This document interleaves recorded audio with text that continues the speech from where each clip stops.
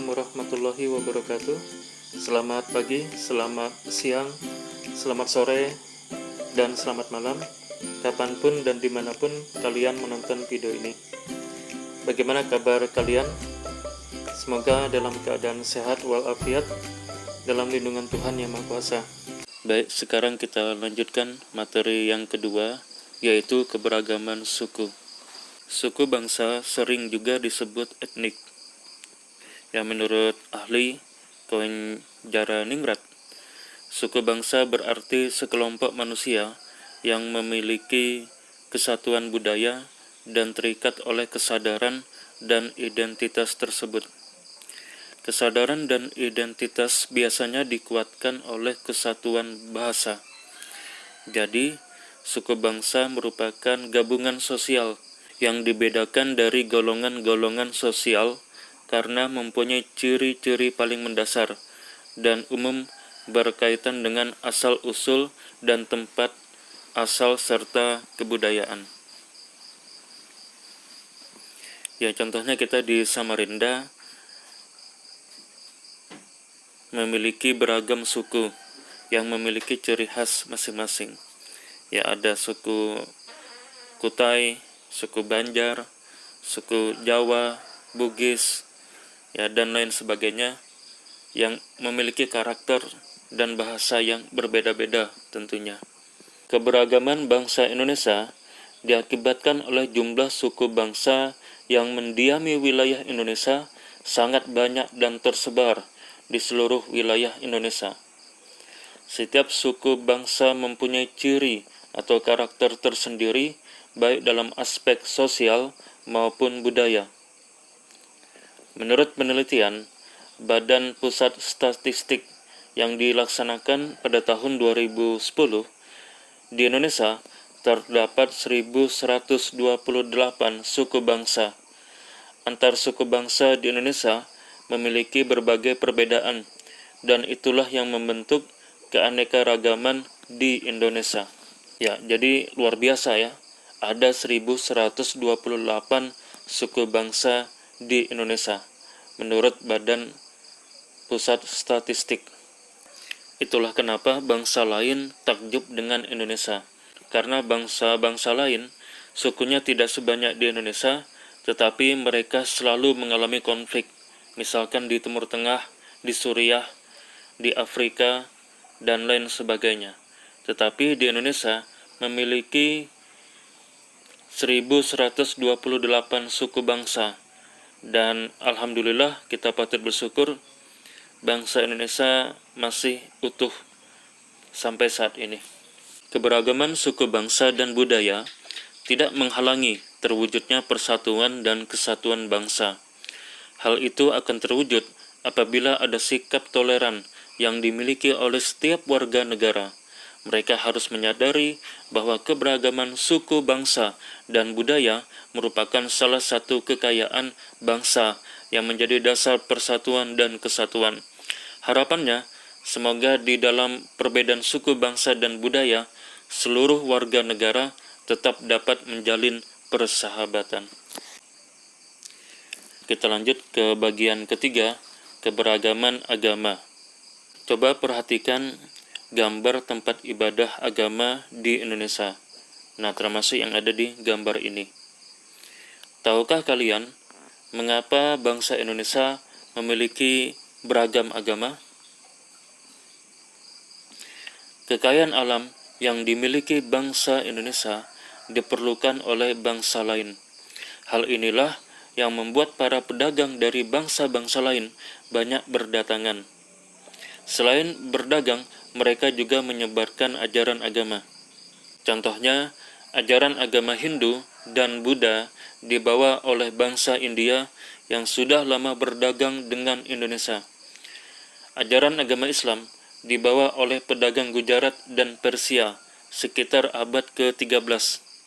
Walaupun ini masih debatable ya, karena ada teori, yaitu teori Arab yang mengatakan agama Islam masuk ke Indonesia pada abad ke-7 Masehi.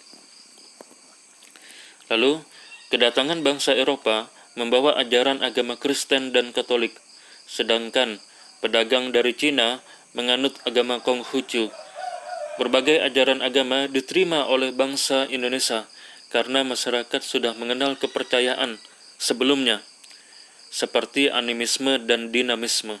Jadi agama kita, sebelum adanya agama Hindu, Buddha, Islam, Kristen, Konghucu, agama di Indonesia adalah agama animisme dan dinamisme, yaitu tepatnya kalau kita belajar sejarah, yaitu pada masa megalitikum, zaman batu besar. Dalam pergaulan sehari-hari, tentu kalian sering menjumpai keberagaman agama.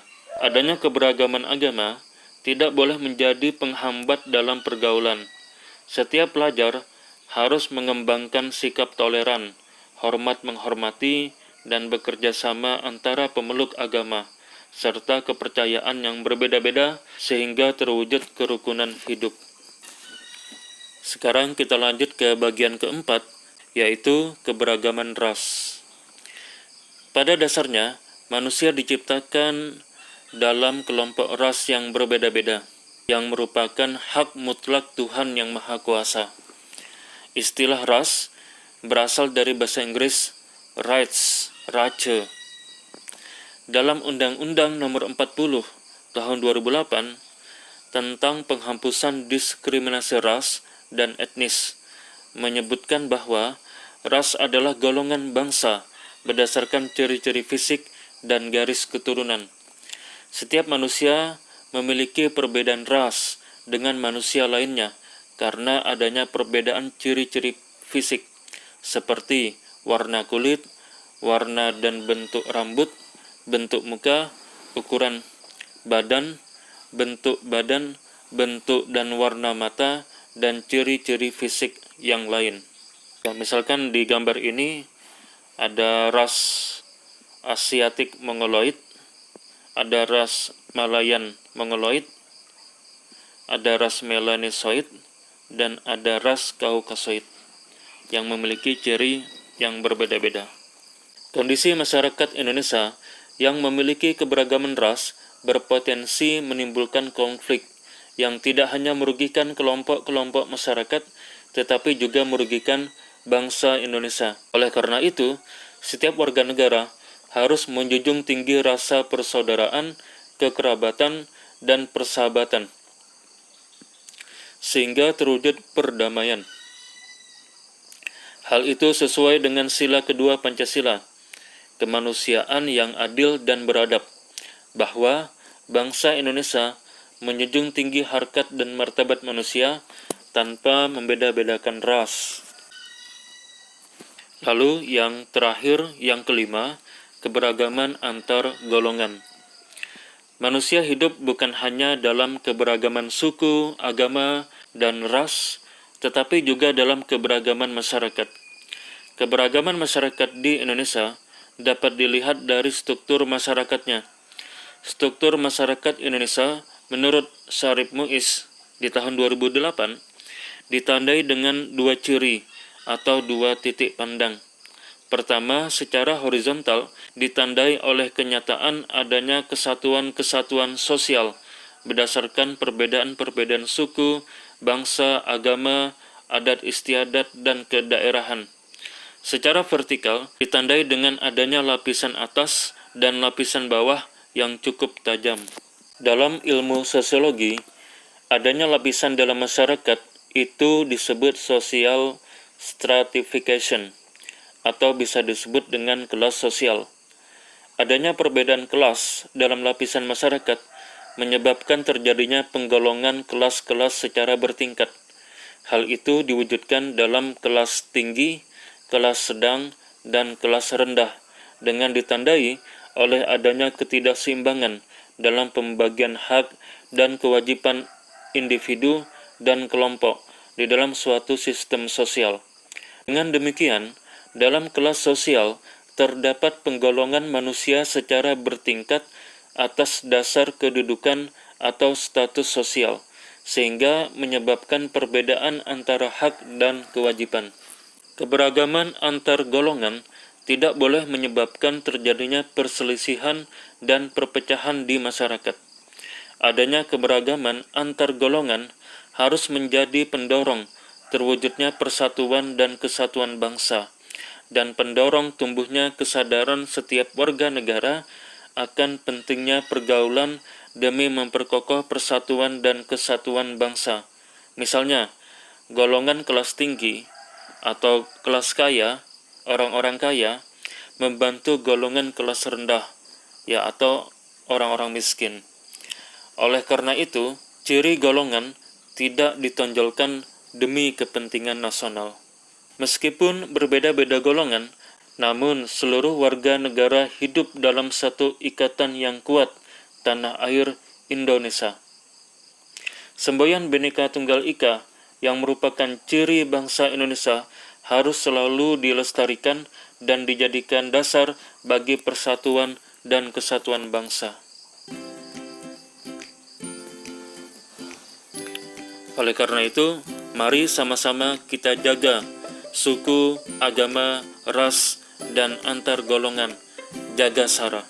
Apalagi pasca Pilpres 2019 kemarin, banyak sekali gesekan-gesekan yang terjadi di masyarakat.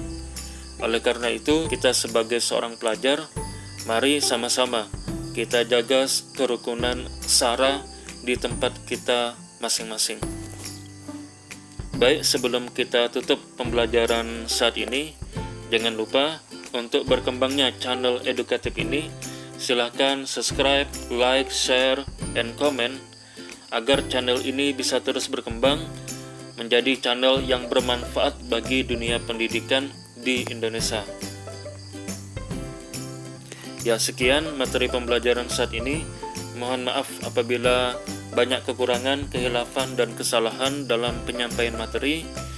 Bapak akhiri, wassalamualaikum warahmatullahi wabarakatuh. Selamat pagi, selamat siang, selamat sore, serta selamat malam.